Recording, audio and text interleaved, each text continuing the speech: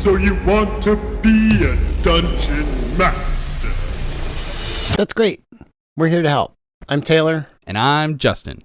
This week, we're covering the subclasses of the Savant of Sneak, the Chaser of Traps, the Lampooner of Locks.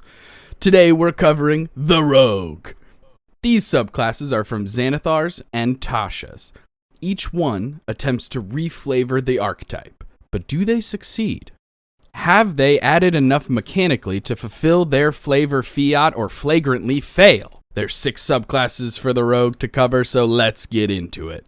But first... Oh, it's going to be about first? So, we've done this in the past, but without getting too deep into mechanics, what is a Rogue subclass that you would love to see, and possibly, maybe in the future, we can homebrew ourselves? I honestly am thinking something along the lines of like a Horizon Walker fighter. Be able to step in and out of the ethereal plane and do wild stuff. I think that would be an excellent use of a rogue, you know? Yeah, no doubt. Like give them sneak attack or something when they come out of the pocket dimension or whatever. For sure. I think you're going to love the Phantom subclass then, because it's got some vibes in there that are similar. It's not exactly, like, mechanically it might be different than what you're thinking. Okay. But it's definitely got the flavor, because I was thinking the same thing of, like some kind of rogue that's connected to ghosts in the way that it could do those kinds of things. Right. But what I wrote down originally was, like, some kind of nature rogue. Now, sure. Eventually, we'll go over the Scout, and the Scout definitely has that sort of flavor. However, I think that I want to delve way deeper into it. The Scout is like just brushing the surface of this idea that I have in my head, at least. But I'm thinking, I want to go like as close to Druid as you can be, while still very much being a rogue. Like, whereas Scout, I think, goes closer to Ranger in that nature way. You know, like I want to tap into not just being good with nature, but like magic of nature. Right. But hey, that's just me. Sounds cool. That's just me. How many? We got a bunch of these things to get through today. We have 6. We have 6 to go over. Now, the Rogue, as we know, they specialize in a couple of things. They specialize in sneak attack. They are normally DPS and also have the ability to reduce the amounts of damage that they take as they level up, both with evasion and uncanny dodge and the ability to bonus action hide and stuff like that. Yeah. And they're also like skill hounds. Other than the Bard, the Rogues are the best at skills. Especially with reliable talent. I mean, don't even get me started. That ability alone is so tantalizing. Oof. Yeah. But let's get into it. Let's do it. Okay. Do it. Hey, gang. We wanted to talk to you about something pretty important real quick. See, we have some really cool ideas for the future, but we need your help. You can do that by supporting us through our Patreon. At the lowest tier, you get early access to podcast episodes, access to episodes of Action Surge, our post-session table talk show, and entry into a private channel on our Discord server. At the next tier, you can get access to Bonus Action, our bonus content podcast where we talk about a huge variety of D&D and TTRPG related things, like Multi-Class Mystery Mashup, where we get 2 random classes and have to build a character, or Monster Matchmaker, where we go over our favorite monsters at each CR level, or recaps of our home campaign, plus so much more. Joining the Patreon helps us continue to grow and put out content that gets better and better as we learn, improve, and try new things. So, check out the link in the description to join the gang today. So, first up, we have the Inquisitive Rogue. Now, the Inquisitive Rogue is sort of like your detective. This is your rogue that is really, really good at figuring things out. They're going to lean into that idea of investigation and stuff like that. It's almost, in some ways, it's like a rogue's worst enemy is another Inquisitive rogue. You know what I mean? Right. Like, because they're not going to be able to get away with anything. Not as much. Definitely not. But let's get into it. So, yeah. At 3rd level, you actually get 3 different things. First, you get Ear for Deceit. So anytime you roll an insight check, you just get to treat any rolls of 7 or less on that d20 as an 8. Okay. Right off the bat, bonkers. You're essentially giving the, what the hell is it called? I just reliable talent. Reliable talent. Thank you. Yeah. You're essentially giving reliable talent right off the bat, with the exception that reliable talent, you have to be proficient in a skill in order for that to play in. This is just when you make an insight check, you get this. Yeah. Now it is like, it does specifically say like to determine whether a creature is lying, but in my experience, like 95% of the time, always using insight checks for anyway. Exactly. Yeah. Most of the time, at least. So incredible. Eye for Detail is the next one. With Eye for Detail, you can use a bonus action to make perception checks to spot hidden creatures or objects, or to make investigation checks to uncover or decipher clues. So obviously, this is meant to be an in-combat thing, because out of combat, unless you're doing like, I've seen it done before, and I've done it myself, where like, even though it's not quote-unquote combat, you're still like in an initiative order. Yeah. You know, like we did it in our home game back in Samuel Sabbath's house full of traps, and that's why I did it. Because there was a lot to discover. There was a lot of traps where it was like, as soon as you move onto this square, so I can't just have everybody moving around the house willy-nilly, because you'd be triggering traps left and right.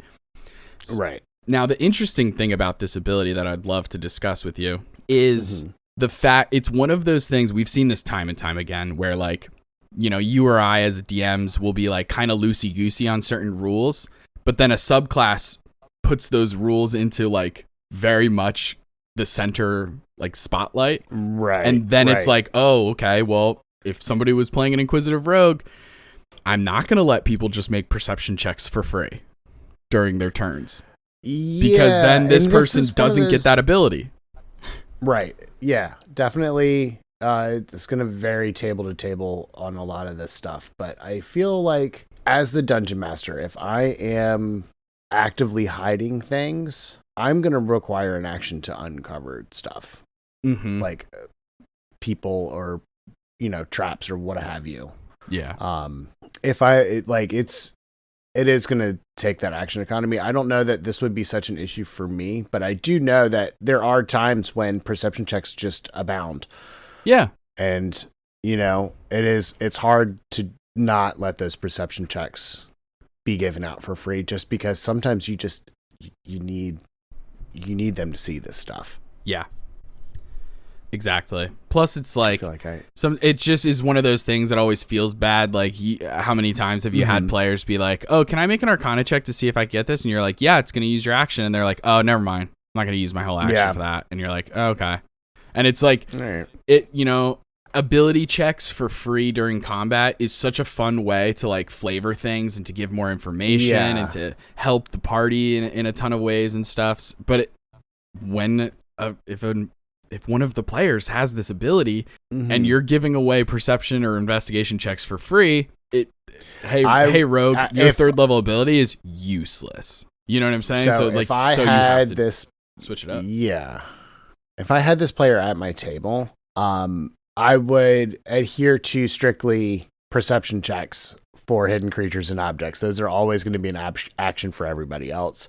Other than that, though, it's all about having fun. Yeah, absolutely.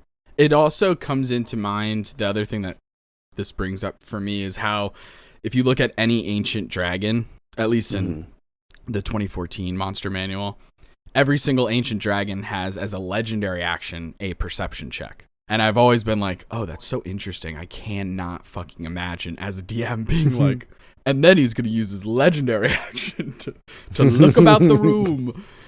But it's just one of those things where you just have to be cognizant of like what your players mechanically are capable of and how that will maybe change how you house rule things. Yeah. You know, like if you really want to let conjure animals be magical attacks, fucking by all means, but understand that the shepherd druid is going to get, shortchanged. Right. Because they're going to lose out on that, like, I think it's 6th level or whatever, ability where it makes those summons magical. Mm-hmm. So, something to think about. But at 3rd level, you also get another thing. Insightful Fighting. This is such a good ability. It's so good. So you're going to use a bonus action, and then you get to make an insight check against a creature's deception check. Now, we already know we have ear for deceit. Mm-hmm. The question is, does this count? Because are you using this to see if a creature is lying? Yeah, I'm just thinking about this now, kind of. You're really not. Not even a little bit. No, this is more of a body language thing. Like, because insight covers that type of deal too. Yeah. Of like reading body language. It's not always just lying. It's, what are they on edge? Do they seem relaxed? Yeah. Are they hiding an injury? Can you tell which hand they favor so that you can exactly. The idea that's what this is regarding. Exactly. Yeah. This is you're trying to get an insight into their fighting style and therefore their strengths and their weaknesses so that you can find those holes in the armor, so to speak. Mm-hmm. So then I love the what's it called? The mechanic of this though. Very, very fun. And chances are, unless you're fighting very specific types of monsters, you're going to crush this, I imagine, most of the time at least. Because eventually, if you do become proficient in insight, you could also therefore use your expertise into insight so that you're actually crushing it all the time.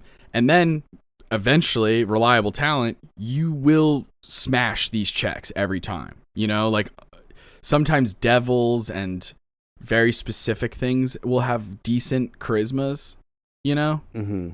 But for the most part, like most monsters, their charisma is garbage. You're going to be fine beating them in this check. Now, the nice thing, so down to what it actually does. If you get a success, if you roll higher than the monster's deception check, you get your sneak attack even if you don't have advantage. That's nice. As long as you don't have disadvantage. That's very important. Mm-hmm. But yeah. So now you don't have to worry about if a creature is if an ally is within 5 feet, or you have to do your hide thing so that you can get advantage. Like, you don't have to worry about any of that. And it lasts for a full minute or until you use the feat on another target. But there's no once per long rest or X amount of times per rest or anything. It doesn't look like it. Looks like it's just, you can just do it. So there's no other economy attached to it. That makes it super, super powerful now. Because now why wouldn't you do this? It's a bonus action. Absolutely should. Yeah, it should be in like your first turn of combat every time, pretty much. Right. The only time it's going to feel slightly less effective, and I say slightly with a big grain of salt there, is if you're fighting like 12 targets, because you're going to have to bonus action switch targets essentially every single time. So like, I guess less than ideal, but you really only need to do that if you can't get sneak attack another way. Right. If you have an ally next to one of the bad guys, you don't need to use insightful fighting. You're going to get sneak attack regardless. If you're hiding as a bonus action, you don't need it either. So it's very, very helpful. There's never a downside to having an extra way to get sneak attack, because rogues are going to depend on that for their damage. They only get one attack unless you get squirrely, aka multi-classing feats, all that shit, Right. But that's all at 3rd level. Now, the way the rogue breaks down is you get 3rd level, a kind of a bunch of shit, and then you wait. You're in the waiting game, my friend, all the way till 9th level. Do you get your next ability? Then at 13th, so kind of quicker, and then 17th. Okay. So it's an interesting breakdown. So at 9th level, you're going to get Steady Eye. So now you have advantage on perception or investigation checks if you only move half your speed on that same turn. Okay. I mean, okay, not terrible. Sure. Because you could always, it doubles into your eye for detail thing where you can use bonus actions to make those checks and stuff. And And you still can move. You don't have to not move anymore. So half speed is pretty good comparatively. If this costed your whole movement, it would be garbage. But okay, I think it's just one of those things of like, I don't know. In all of the games I've run, I can't see this being like the most useful thing. Right. But that's just because of how I handle ability checks during combat. I let them be a free action. I would have to change up how I do things, you know? Okay. Yeah. But that's just me. Yeah. But that's at 9th level. 13th level, we get Unerring Eye. So now you can take an action and you can sense the presence of illusions, deceptive magic, or shape changers within 30 feet of you as long as you're not blinded or deafened. So. Okay.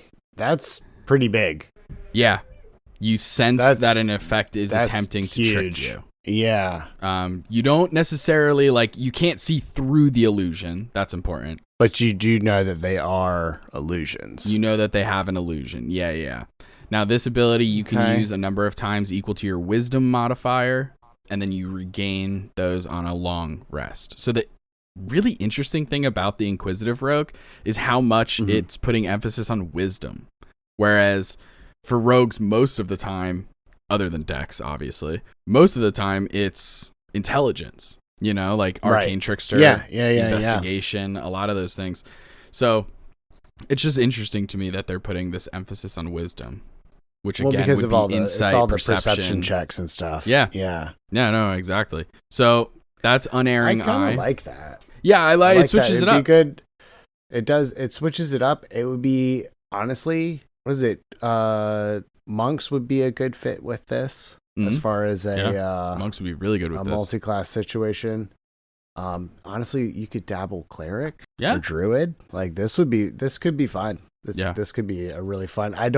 Really fun. You could even go barbarian in theory if you really were feeling froggy. Yeah, I was thinking that too. Yeah, because there's nothing to say that rogues have to be dex. They just often are because stealth and sleight of hand and all that shit. Yeah. But like you could be a very dexterous barbarian as well.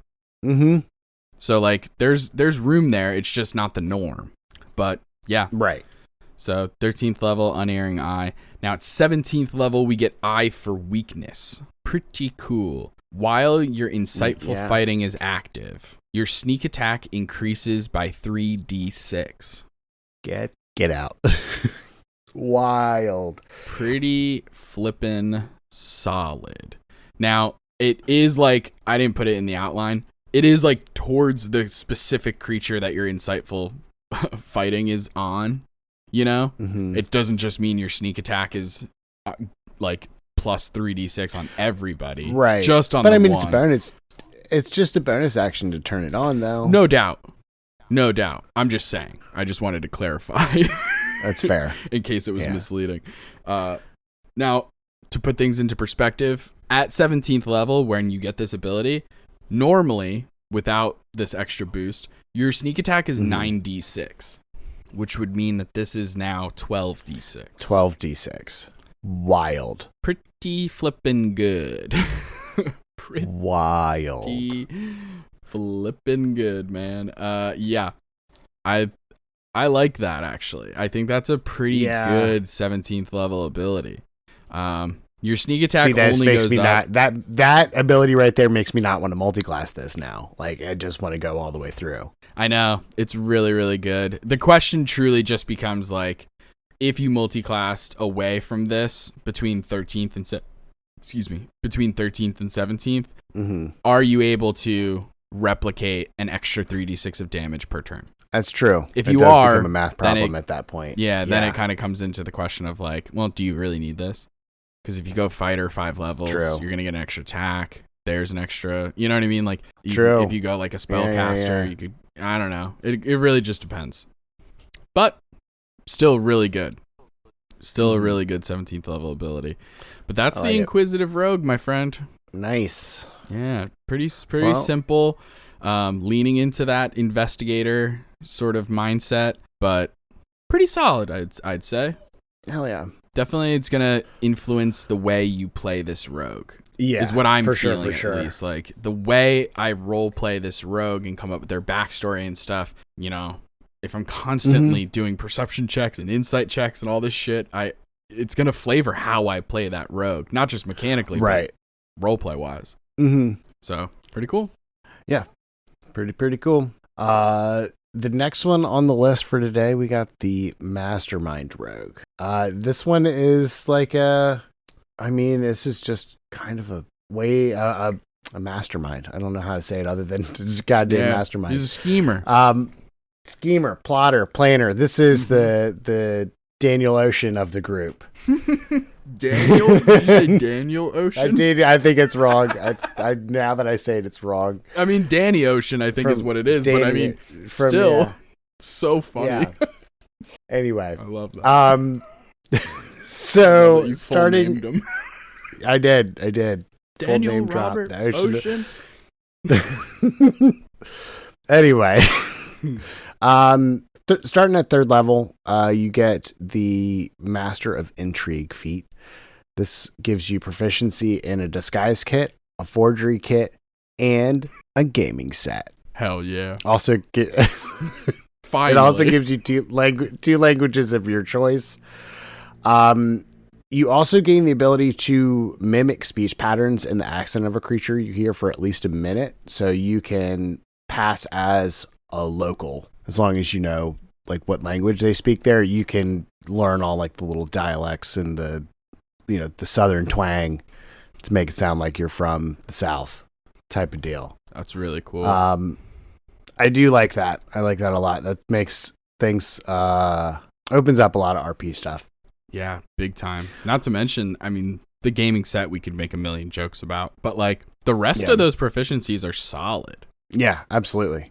Solid. Absolutely. This is one of those weird things too where I almost feel like you would want to kind of know that you're going this subclass before you pick your background, you know? Because you wouldn't want to like diminish this 3rd level ability by picking, a criminal background where you already get disguise kit and this kind of stuff, you know? That's just me thinking from a min-max perspective.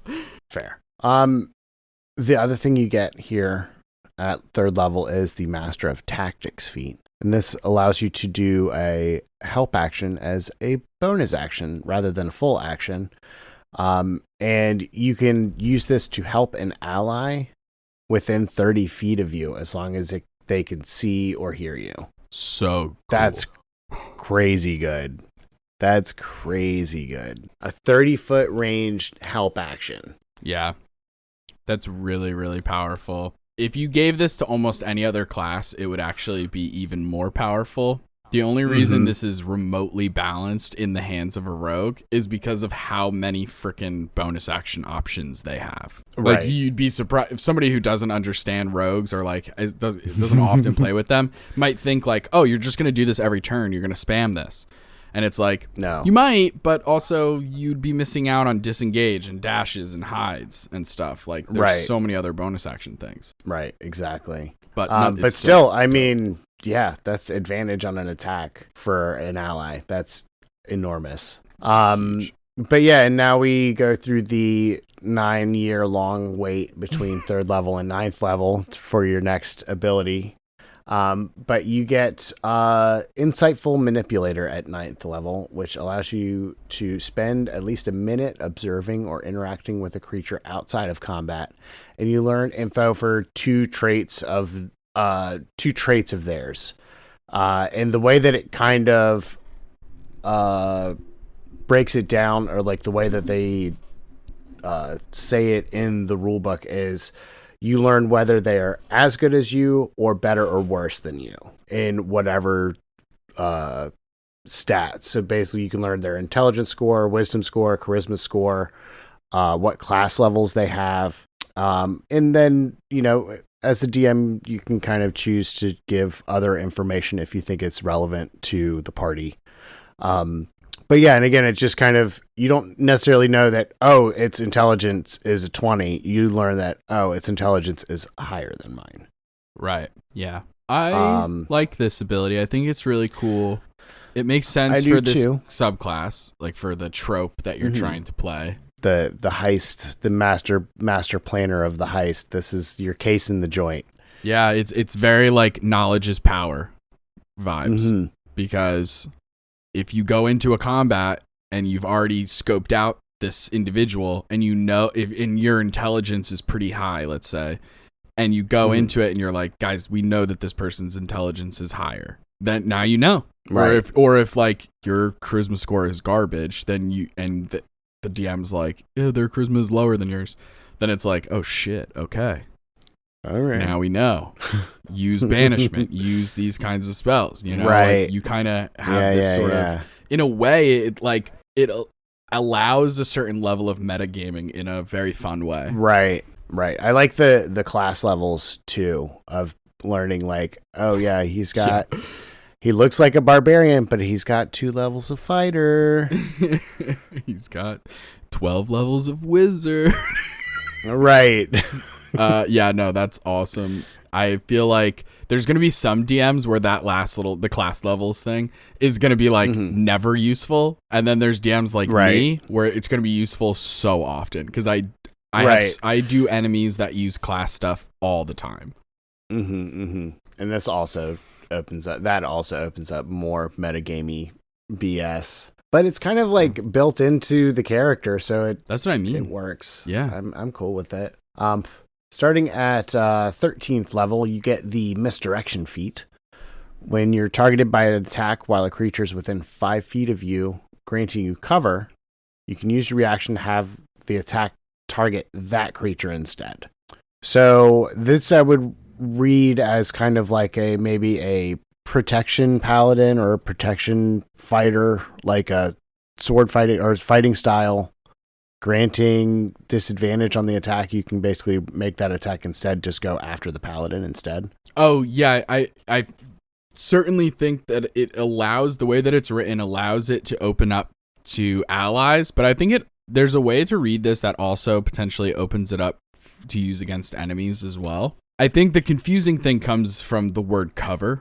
What is this weird? Yeah, the cover thing. Granting you cover. When you are I don't know if it by an attack while a creature within 5 I think it literally just means like if my token is here and and the bad guy's token is there, and then the archer who's shooting at us token, it's kind of like it just depends on like where you are on the map. So it's like if you have to shoot past this monster to hit me, and I can use a reaction to have you shoot the troll instead of me. Okay, got it. All right, that's how I read it. But okay. I see that. It is confusing because they use the word cover. Yeah. Which has a very mechanical thing. Right. So yeah, that's misdirection. You can misdirect your DMs if you feeling froggy. I would be doing a lot of hey DM questions in the moment with this ability. Yeah. But moving on to the 17th level, you gain the Soul of Deceit. Your thoughts can't be read by telepathy or any other means unless you allow it. You can actually change your thoughts to be fake while making deception checks against insight checks. That's really cool. No matter what you say, magic says you're telling the truth. You can't be compelled to tell the truth by magic. So cool. So I mean, you 17th could walk level is a little pricey, but it's so cool. Yeah. Very, very cool, because you could basically walk into a zone of truth, intentionally fail the check, and still lie. Yeah. And the crazy thing is thinking about this as a 17th level ability. Mm-hmm. It makes me think of especially from a DM's perspective. As you level up, you're facing harder monsters. There are a lot of Celestials who, especially high-powered Celestials, who have this ability of where they just instantly know if you're telling the truth or not. They don't cast Zone of Truth or something. They just know. And this 17th level ability would fuck with them. Crazy. Okay. Yeah, I want to say a Planetar or a Solar or maybe both. Right. I'm gonna look it up really quickly. I mean, that's pretty big. I mean, it's only going to be as big as as your table lets it get, though. You know what I'm saying? This is definitely an RP thing that honestly does not seem to be any kind of mechanical use to it in combat.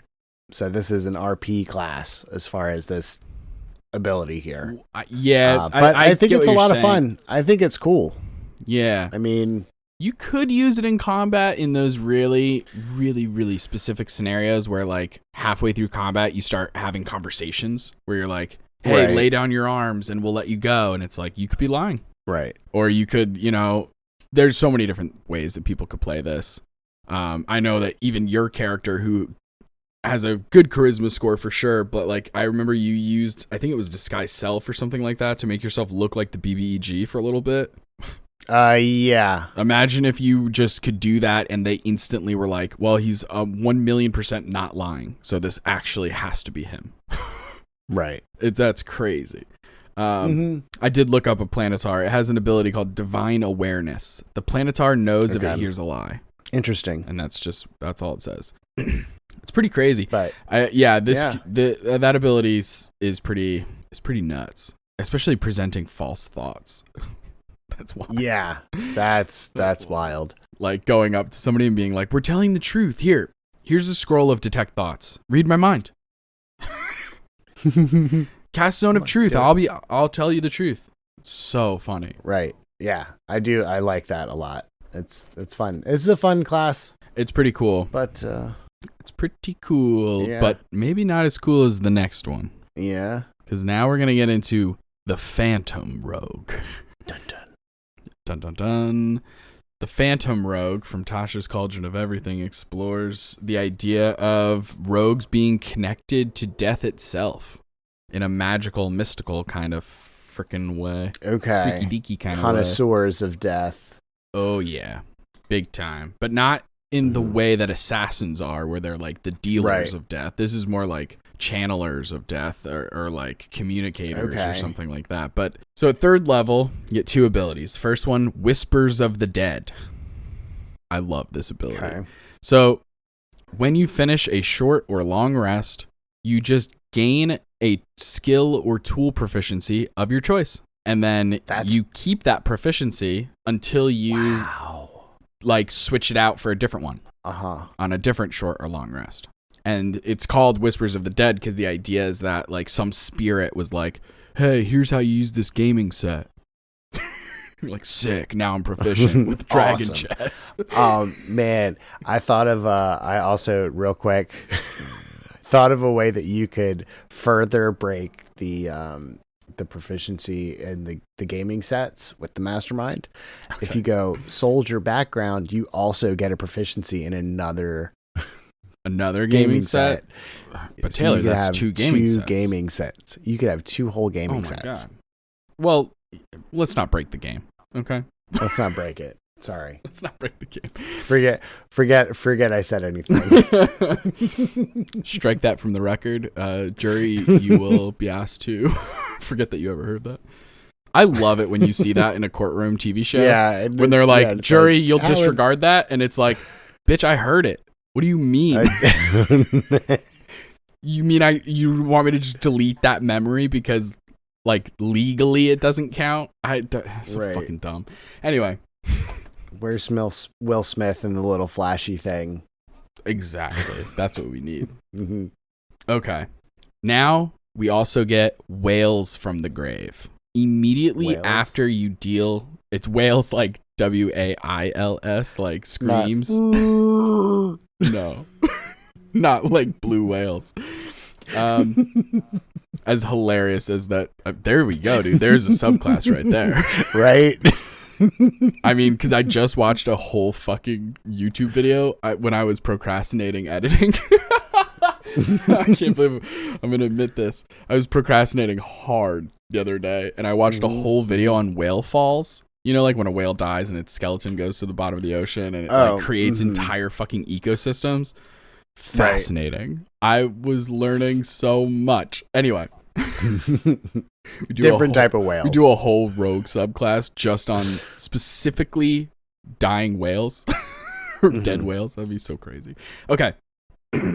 Immediately after you deal sneak attack damage, you can target a second creature that you see within 30 feet of the original target. You get to roll half your sneak attack dice rounded up, and the second creature takes that damage, but necrotic damage. And you get to do this a number of times equal to your proficiency bonus per long rest. Are you confused? Crazy. Or you get it? No. Okay. I get it. It took me a second. So you do a sneak attack to one creature, and you can do half sneak attack damage to another creature in necrotic. Yeah, and nowhere does it say that you have to make an attack roll against that second creature. Right. It just takes it. It just takes it. The idea being that Crazy. the spirits are the ones doing that second attack. So you don't have to worry about like, but how would your sword attack somebody 30 feet away? It's like, no. But this is a giant whale that comes out of the sky. This is such a good ability. Oh yeah. It's especially so good. Because it's gonna always level up with you because it's number of proficiency bonus, like the number of uses is your proficiency bonus, and it's your sneak attack dice, which also level up with you. Exactly. And there's abilities that we'll talk about later on, like the 17th, I think it's 17th level, but I could be wrong. Yeah, no, 17th level. Also, it gets better, this ability. Fair enough. All right. So yeah, I'm a big fan of this. The only time, really hyper specific, the only time this ability isn't going to be good as hell is if you're fighting a single creature, because obviously you have to target a second creature. It cannot be the first. Yeah. But what are you going to do? Shit's going to happen. That's going to happen all the time. Now, we wait 10 years. We get to 9th level. And this is another ability that I fucking love. I think the Phantom, we've seen this a billion times in the newer editions of like the old school players handbooks and 2014 whatever. They just got more powerful, and now with the 2024 they're even more powerful. It's crazy. It seems like they're just constantly moving the goalposts and stuff like that. But I recently saw the 2024 version of a green dragon, an ancient green dragon, and it feels like they also just made the dragon stronger too. So it's like, what was even the point? I don't know. Right. Bunch of complainers. I feel some type of way. Anyway, 9th level, you get Tokens of the Departed. When a creature that you can see dies within 30 feet of you, you can take a reaction. When you do that, a tiny soul trinket appears in your hand. Okay. Now you can have a number of these soul trinkets sort of saved up, and you can collect them. The max number of soul trinkets that you can have at any given time is equal to your proficiency bonus, so that will level up with you. Okay. What do these soul trinkets do? Well, there's a number of uses. Number one, as long as you have one on you, you get advantage on death saves and constitution saves. It's not, you don't use it up, you just have that now. Nope. I read that 1,000 times because I was like, surely it uses it up. Nope. It just says, while a soul trinket is on your person. Because the other ones explicitly say it expends it. Right. This one does not. So you just have to have one on you. Okay. That's one use. There's two more. The second one is, when you deal sneak attack damage, you can destroy a soul trinket that's on you and immediately use Wails of the Grave without expending a use of that feature. Okay. So earlier we said that it was like you get proficiency bonus number of times to use Wails from the Grave, and then you have to take a long rest. If you have a soul trinket on you, you can use it again. Crazy. Absolutely crazy. And it's very important also to notice that like to get these soul trinkets, it doesn't say anything like you have to kill the creature. You know what I mean? Like sometimes it dies within 30 feet of you. Exactly. So like potentially you could be getting these all the time. You could be racking these up. You could even like start to cheese it. I think I as a DM, I think I might get a little crazy with a player if they were like constantly just like, hey, is there any like sparrows? And they're just like killing tiny little animals just to get these soul trinkets. True. That feels a little broken to me. I think I eventually would step in and be like, okay, they have to be at least a CR3 or something. You know what I mean? Like eventually I think I would step in. Right. Because it's like, okay, dude, calm down. But technically you could do that. I'm just saying that as a DM, I might actually have an issue with that. But anyway, the third ability, because we're not even done yet. Right. You can use an action, destroy the soul trinket, no matter where it is. So even if you handed one to your friend or something and they had it, you know, the spirit associated with that trinket shows up and can be asked one question. Some caveats here. Cool. There's no obligation for the spirit to be truthful. The spirit answers as concisely as possible because it doesn't want to be here. It wants to be laid to rest, right? And And The spirit obviously only knows what it knew in life. It can't answer a question that it genuinely doesn't know the answer to. So Right. if the answer is I don't know, then that's the answer. I think that's really cool too. So much roleplay opportunity, a really fun and interesting way to get some information. Insanely less expensive than a Speak with Dead. Speak with Dead. Yeah. Yeah. Yeah. I'm gangbusters. I'm all about it. I think this already 9th level, we have some really fucking cool abilities, mechanically and flavor wise. But we're not done. That's not all. For just one more payment of $9.99. Oh no. At 13th level, now this is what relates to your but first idea. You get an ability called Ghost Walk. Take a bonus action and you can assume a spectral form. You have a fly speed of 10 feet, which includes hovering. Okay. Attack rolls have disadvantage against you. You can move through creatures and objects like they're difficult terrain. If you end your turn inside of a creature or object, then you take 1d10 force damage. This form lasts 10 minutes unless you end it early as a bonus action. Wow. You get 1 use per long rest, or you can destroy a soul trinket as part of the bonus action to activate this. Damn is right. Now, it does not help you in any regards with hiding, with sneaking, with anything like that, technically, right? Yeah. It's not going to like just auto give you, because I know like what you were mentioning was kind of closer to Horizon Walker where you're actually stepping into the ethereal plane. Yeah. Whereas this is kind of playing around with incorporeality a little bit more, or incorporealness, I think is technically the noun, but still fucking cool as hell. So dope. So fucking cool, Absolutely. dude. I love this subclass. But we're not it's done definitely yet. Yeah, I definitely like the vibes on this one. It's fucking cool, dude. Super cool. It's so fucking cool. But wait, there's more. There's more. At 17th level, you get Death's Friend. When you use your Whales of the Grave, you can now deal that necrotic damage to the first and second creature. Huh. What the fuck, man? So that's adding another it's adding another 3d6. Dude, it's to way your more normal than sneak that. attack. It's way more than that. Remember, at Is it way more 17th than level, you have 9d6. 9d6. And it's You're right. Whales of the half. Grave rounds up. 4.5 becomes 5. So it's an extra 5d6. Wild. But if you And you can include use it dude, it's nuts, because bro. your proficiency bonus is what, like a +5 or a +6 at level 17, so you can use it a bunch.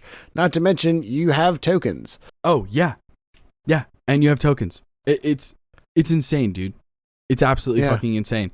And an added little benefit at the end of a long rest, if you don't have any soul trinkets, one just appears in your hand. So That's pretty cool. You'll almost always have a soul trinket. This would be fun RP wise. The fact that this is an unknown soul trinket just showing up because of the destroy a soul trinket and you can ask it a question.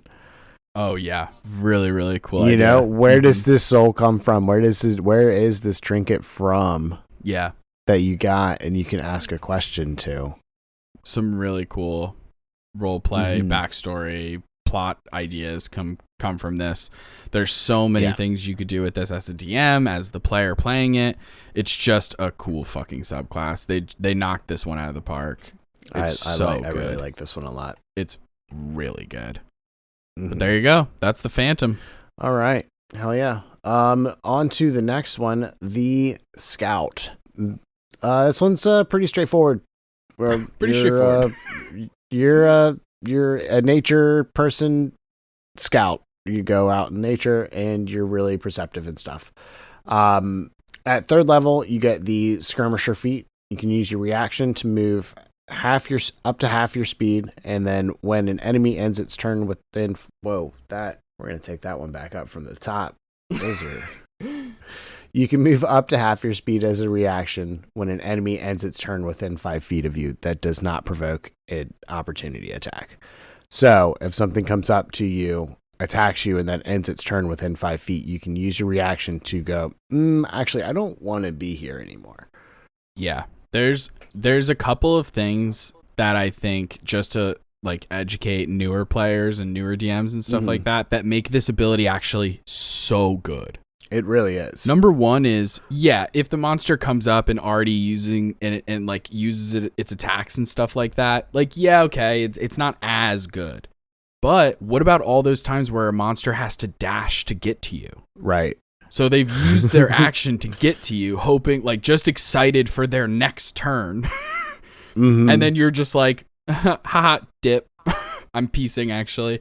And then the other thing that's so powerful about this, legendary actions. Yeah. So many legendary actions from monsters are, like, the bread and butter of 90% of them are some type of quick melee attack. You know, like dragons have a claw attack or a tail attack or something like that.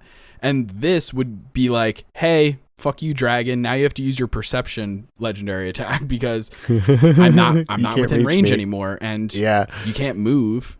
Like, some monsters have legendary actions that allow them to move, but sometimes they don't. And it's primo. It's very, very good. It's a good one. Our friend Allie has this in our home Sphinx City game. Bro, it's low-key annoying as a DM because there's so many times where, like, you know me, I like to use big maps, and so there's so many times where monsters have to dash to get to the person, and her character's range, so like I like to have monsters get up close to be like, haha, you're range, but now I'm up close. And I can't tell you how many times she's used this reaction, and it fucks me. It fucks me. Not to mention, when it's, especially if you're a range person, this helps you even more because it's like, hey, I don't want to have to wait until my turn, move 5 feet away so that my range attacks don't have disadvantage. Right. Normally that would provoke an opportunity attack against however many enemies there are around me, but this one doesn't. Anytime you get out of the opportunity attacks, I like that a lot. That's why I really like the mobile feat. That's why I like a lot of the Storm Sorcerer does it too. You get like a 10 feet of flight before you cast a spell, so you can get that range without provoking. It's nice. It's huge.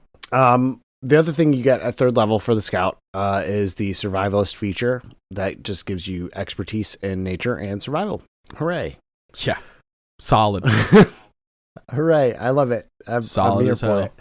The thing I find really interesting about this ability is just from a game design standpoint is the way that they word abilities like this. Because they didn't write expertise. I wrote that in the outline. The way that they write it is you gain proficiency in nature and survival.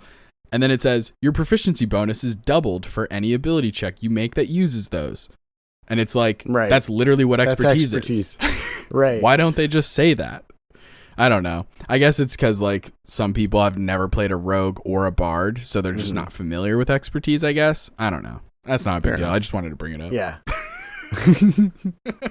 Then, much like Rip Van Winkle, you go into the woods, doze off for a million years, and wake up at 9th level. And you get the superior mobility feat. This increases your walking speed by 10 feet. It also applies to a climbing speed or swimming speed if you have one. So just more speed. Love that. I'm here for it. Yeah. Solid. Yeah, I mean, this is pretty solid, but it's a very straightforward class. Like, you get speed is what you get. Yeah. At 13th level, you become an ambush master, which means you have advantage on initiative roll. Hey, more speed. And the first creature you hit during the first round, you have advantage on. No. It's so, like, presumably you're going to be going earlier in initiative, right? Because you have advantage and your dex is usually pretty high as a rogue.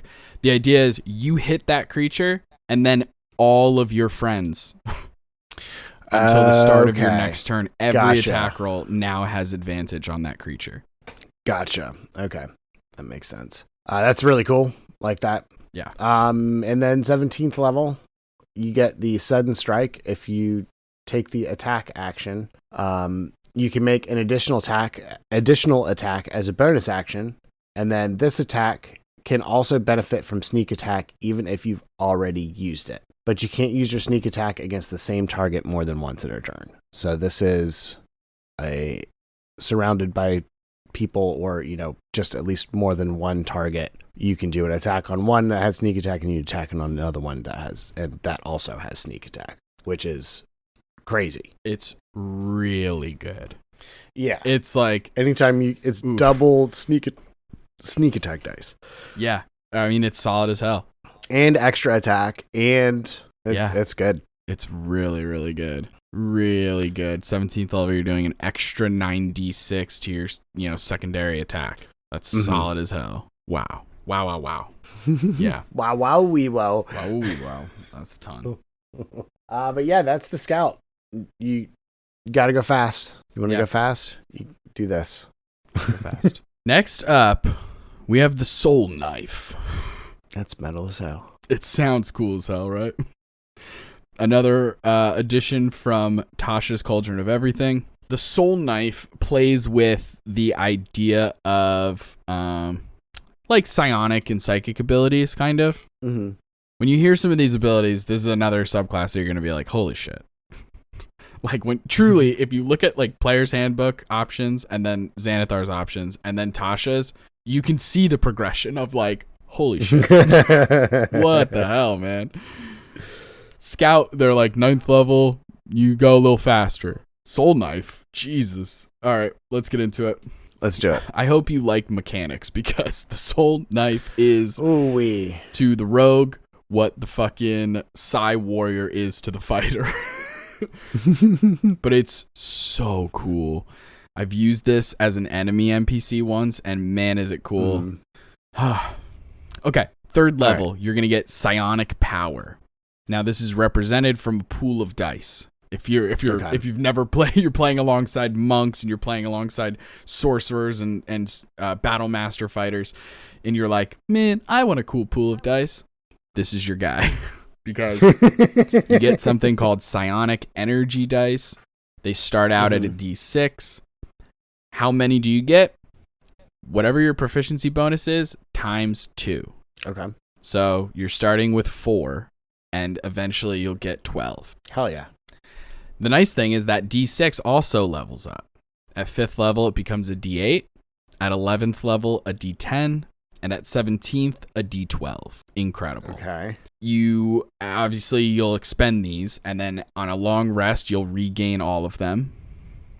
Once per short rest, you can regain 1 psionic dice as a bonus action, just exactly like the Psi warrior for the fighter. Okay, right. And now you get a couple of things that you can use those psionic dice for. The first, Psi bolstered knack. So if you fail an ability check with I'm combining the words skill and tool in my head, and it's becoming school. School, yeah. Fuck. Maybe that's where we get it from. That's probably it. If you fail an ability check with a skill or a tool that you're proficient in, you can use a psionic die and add it. It only expends the die if it succeeds. So that's nice. Oh, nice. Yeah. Okay. The other big thing is psychic whispers. Use an action. Choose a number of creatures equal to your proficiency bonus that you can see and roll one of your psionic die. Whatever you roll on that dice is the number of hours that this ability is going to last. This psychic whispers ability. Within a mile, you can talk telepathically with these creatures. Now, this is super important because it's like these tiny little details that actually do make a difference. Right. They can't talk to each other. You're the hub of communication. Gotcha. Okay. Yeah. They can talk to you and you can talk to them. They just can't talk to each other, right? Okay. So if I'm person A and I use psychic whispers and I give it to B and C and C can't talk to each other. But B can go, hey, A, tell C that I said fuck him. I could be like, hey, C, just so you know, B said fuck you. So, you know what I mean? Right. One of those things, like you play telephone. Now, a creature can end this conversation if they want. No action required. They can just end it. So you can use this against enemies and stuff and kind of fuck with them a little bit, or like there's like some really fun and kind of silly. I would use this for humor more than anything else. Is like out of combat, you can like just psychically connect to creatures and be like, "Hey, what's up? This is your conscience speaking." Like that's really funny, but they could end it as soon as they wanted to. Right. Now you get 1 free use per long rest of Psychic Whispers. 1 use you can just bang out. And again, the number you roll on that psionic die, that's hours. Number of hours, right. This is huge. If you've already used your free use per long rest, you can always burn in the psionic die to use it again. Okay. Very, very cool. Also, because we're not even done with 3rd level shit. Jeez. Rogues are very front loaded in this way. Yeah, oh yeah. You also get Psychic Blades. When you take the attack action, you can create a Psychic Blade in your free hand. Sure. They are magical, they are finesse, and they have the thrown properties with a range of 60 feet. It's important to know there's no long range distance. It's just straight up 60 feet. Yeah. Right. They do psychic damage, 1d6 plus either strength or dex, whatever ability you're using. The blade vanishes immediately and leaves no mark on the target. Sure. And after you attack with that psychic blade, you can make a melee or a ranged attack with a second psychic blade as a bonus action on the same turn, as long as the other hand is free to create it. But the damage of the second attack is a d4 instead of a d6. So you roll an attack, and then you get an extra attack immediately with the psychic damage that could be ranged if you need it to be. And then also a bonus action that's 3 attacks you could do in one turn? No. So it's like this is your attack, is the psychic blade.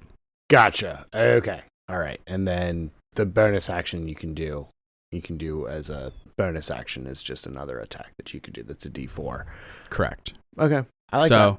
It's just really cool. It's a really fun idea that you would like never need to be armed. Right. Like you would just be like constantly throwing psychic daggers that leave no mark. That's so cool to me. Yeah, this is very cool vibes so far on this. I love it. Yeah. So, shit. So fun. That's all at 3rd level. 9th level, you get Soul Blades. What the hell? So, Soul Blades has 2 little traits underneath that. The first one is Homing Strikes. If you attack with the Psychic Blade and you miss, hey, just roll a psionic die and add it to the attack roll. Crazy. If it hits, the die is expended. If it misses still, it's not. You hang on to it. That's amazing. Bonkers. And you also get Psychic Teleportation. As a bonus action, you manifest Psychic Blade, expend a psionic die and roll it, and you can throw the blade to an unoccupied space. Then you teleport to that unoccupied space. The range on this is equal to 10 times whatever you roll on the psionic die. Right.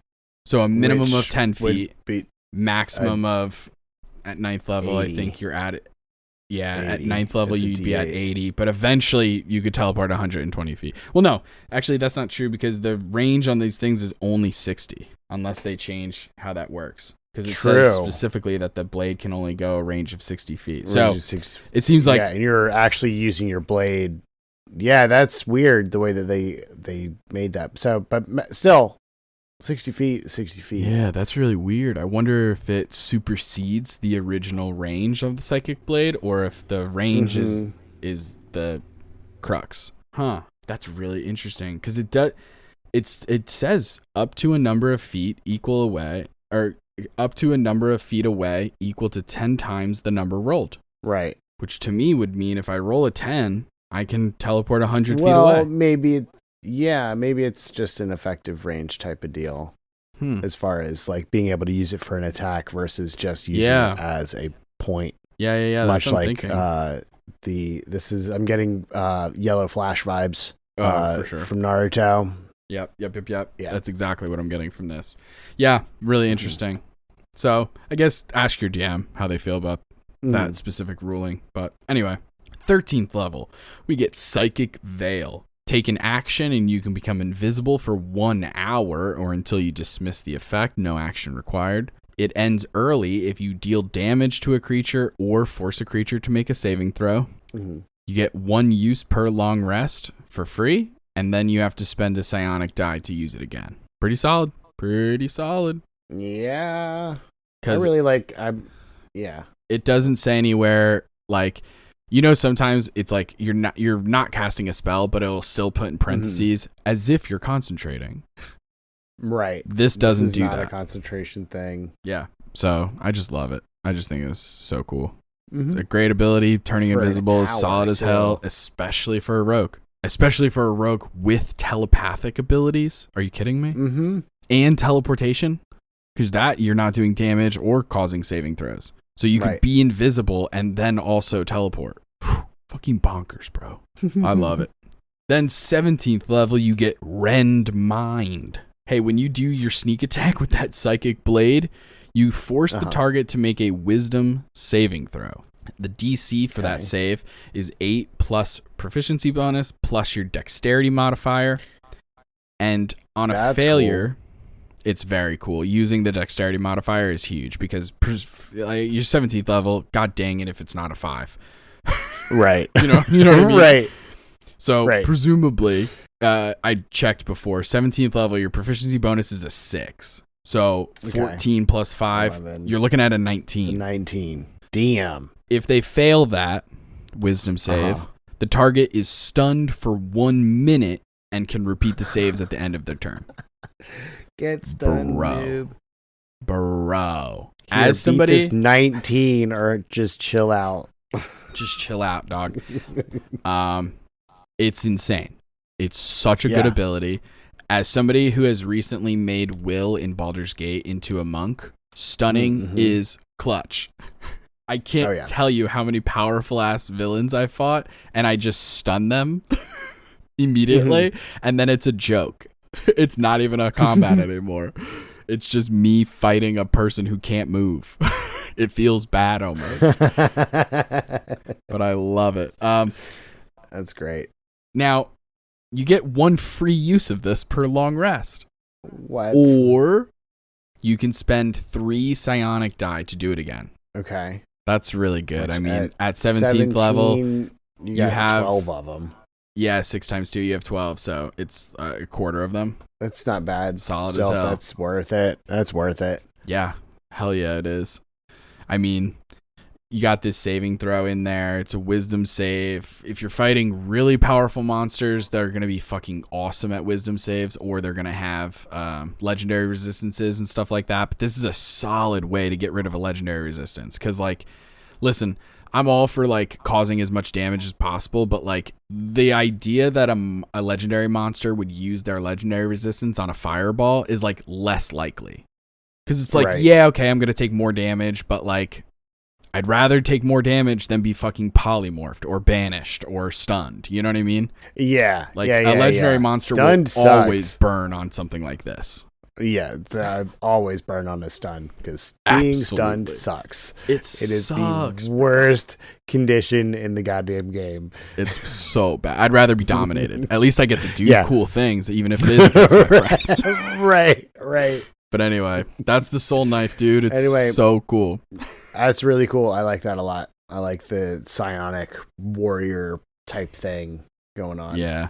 I'm just... The visual of the psychic blades is so cool to me.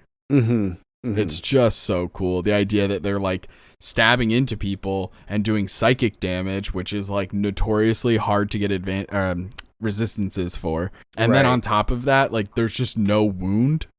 Bro, you're the perfect assassin in so many ways, bro. It's just so cool. Oh yeah. All right. Well, we gotta get through this. We got one last class to get to today. Arr, matey. Yar, it's the swashbuckler. Yar, it's the pirate one. Yeah, that is obviously that's what we're talking about here.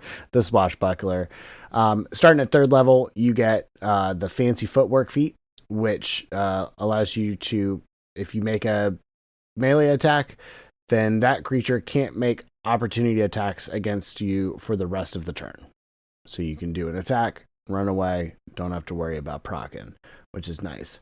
You also get the Rakish Audacity feat, which gives you a bonus to your initiative equal to your charisma modifier. Mm-hmm. And if you're within 5 feet of a target and no other creatures are within 5 feet of you, and you don't have disadvantage, you can use sneak attack. So it's kind of the opposite of... You still get sneak attack if an ally is next to something and you don't have disadvantage, but now you also get it when there's nobody around as well. Yeah. The difference here is it's no other creatures. So if No you other even creature, have so it's not another monster, you can't use right. it. You have to be I one-on-one. 1v1 me, bro. Yeah. But yeah, and then you go on a transatlantic sea voyage. To death. I really am. And you get together, you find somebody, you all have a family together, and then you hit level 9.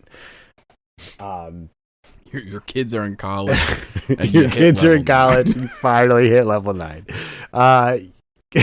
With that, you get you're a grandfather now. You get panache. You can take an action and make a persuasion check contested by a creature's insight check. They must be able to hear you. You must share a language. If you succeed and the creature is hostile to you, it has disadvantage on attack rolls against targets other than you, and it can't make opportunity attacks against targets other than you. This effect, it lasts a minute until one of your companions attacks the target or hits it with a spell, or until you and the target are more than 60 feet apart. So as long as this is how you get into the 1v1 me bro situation. Also, if you succeed on a check and the creature isn't hostile to you, it's charmed for 1 minute. And while it's charmed, it regards you as a friendly acquaintance. Effective ends immediately if you or your companions do anything harmful to it. Wild. Pretty cool. So it's a charm. I like it. You know what comes up for me when this ability is read the way that you read it is a scene from the movie Hook, like between Rufio and Hook and stuff like that. Like very much those scenes that you see in movies. Also, like another scene that would come to mind is like there's some scenes in Troy, the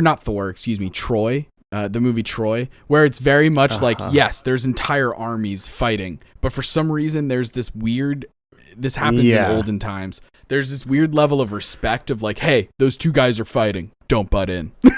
That's what comes to mind with this, is this idea of like, hey, Hector, fucking fight me, bro, and no one else help. Right. It's like, oh, okay. All of you I'm guys right stay here. over He's there. not even looking at me. I can stab him in the knee. No, stay out of this. I got it. I'm a swashbuckler. All right, Achilles, whatever you say, dog. I do love the movie Troy. It's so good. Hilarious. I've never seen it. What? Never seen it. Bro, you would love it.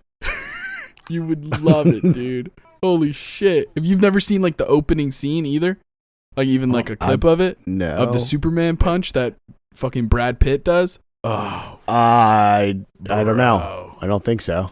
Okay. We'll talk later. Anyway, moving on to 13th level before I get my ass beat, apparently.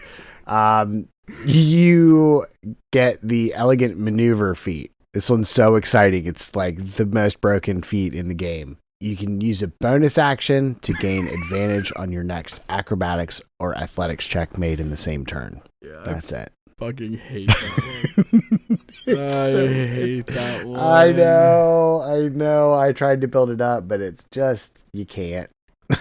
This one is so hyper specific. Like, because there's gonna be times when it's useful, right? If you're grappled, hey, super useful. If you're planning on grappling, super useful. Other than that, useless. Yeah. I feel like it kind of makes sense with the swashbuckler pirate theme a little bit of like sea legs and being able to move around on a boat efficiently, but Oh, that's very lackluster 13th level ability. It sure is. Let's hope that 17th level really brings up the 17th slack. level, yeah, let's see if it really picks up the slack here. You get the Master Duelist feat. If you miss with an attack roll, you can roll again with advantage once per short rest or long rest. It would I'm be cool if you had I'm more multi-class at uses, this maybe. one so hard, yeah. I would. It would be more useful with more uses. Yeah, because it's I mean, I would enjoy it more. Yeah, it's a really cool ability, it's but a great you only ability, get it once. I know, because the way it's worded is really cool. Because it's not just roll one more dice. It's you get to roll again with advantage. 2 more dice. Yeah, and right. You have advantage on the reroll. So that's awesome. Yeah. But man, once per short rest. That's rough. What are we doing? What are we doing? This is 17th level over here. I know. That's why I feel so sad for the Swashbuckler. It's why, honestly, the only time I ever see Swashbuckler is when people are multiclassing. Yeah, I'd hop right out of this at 9th level. Honestly, I'd probably hop out of this at 3rd level. Same. Unless I wanted to go slightly higher only for Uncanny Dodge at 5th level or I kind of maybe like evasion at 7th, feat. like rogue main class abilities, and more sneak attack. But that's the only reason I would stay past 3rd. I really like the 9th level ability. It does have some unique features that you can do with it. Because I mean, it is a charm. As long as it's not hostile to you, it's a charm for a minute. Yeah, like that can be big. You just got to make sure it's not hostile to you. But then also, it's got compelled duel built into it, which is nice. Yeah. I can see doing 9th level. Oh man, because it's with your charisma modifier stuff. Yeah, I could do 9th level this and then do like paladin or something along those lines. Yeah. Or maybe sorcerer. Yeah. Or you could do one of your crazy builds where you have like an insanely high AC. And you're like, hey, come fight only me. Oh, you can't hit me? Exactly. Weird. That's really weird. Yeah. Weird. I mean, it's definitely what I want to do. You'll just have disadvantage. Yeah. I can't hit them either. Weird. Weird. Weird. So weird. Wow. Yeah, but definitely, I don't think I'm sticking through this one all the way to 17. Definitely not like I would with the Soul Knife or the Phantom. Yeah. Both of them, Phantom I would and Soul stick Knife all the way through. Have some so powerful 17th level abilities. It's hard not to. Yeah. Inquisitive still has a really good one with the sneak attack going up by 3d6. We started with that, so it seems so crazy, and then we learned about the other ones, and it's like, oh, wait a minute. Fuck, there's some other ones that are also really good. It's just a lot of fun. Yeah. And I just want to get, before we end, such a fast shout out to Gary McFarland. You're familiar, right? The songwriter. Never heard of Gary McFarland? Oh, he wrote a song called The Blizzard Song. Okay. The Blizzard Song. It was the first marketing campaign theme song for Fresca. There it is. Okay. Back in, I want to say the 60s. Okay, that's 60s, all we can get into this time. You can find us on. Thank you. You can find us on TikTok and Instagram at Soyouwannabeadm, or you can ask us a question at soyouwannabeadm@gmail.com. If you like the episode, don't forget to give us 5 stars and a review wherever you found us, and check out our Patreon and Twitch with the link in the description. Join us next time for more Dungeon Master tips and tricks. Bye! See you. And now I have the honor of giving a shout out to the members of our Patreon gang. Lee, we can't wait to roll dice with you. Nub Muffins, may Paylor's light shine upon you. And there's Vanessa D, Talk Screen, and Tappy. If you want a shout out, join the Adult or Ancient Dragon gangs on Patreon. Tune in next time for more tips and tricks from So You Wanna Be a DM.